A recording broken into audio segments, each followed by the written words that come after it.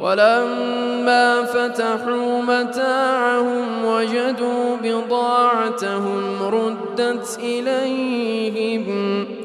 قالوا يا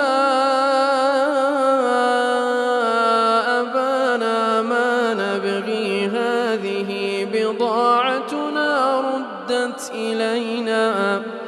ونمير أهلنا ونحفظ أخانا ونزداد كيل بعير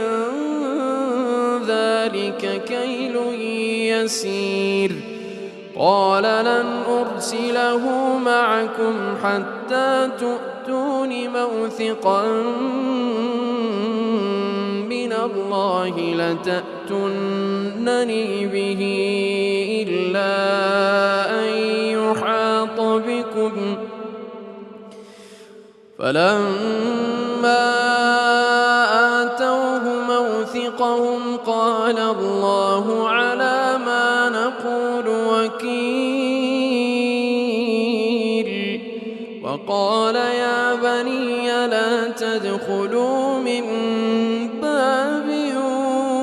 واحد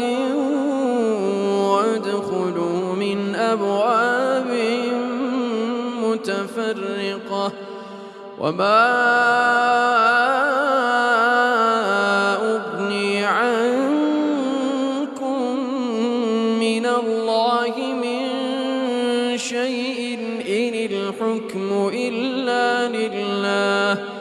عليه توكلت وعليه فليتوكل المتوكلون ولما دخلوا من حيث أمرهم أبوهم ما كان يغني عنهم من الله من شيء إلا حاجة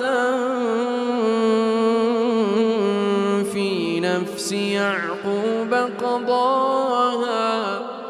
وإنه لذو علم لما علمناه ولكن أكثر الناس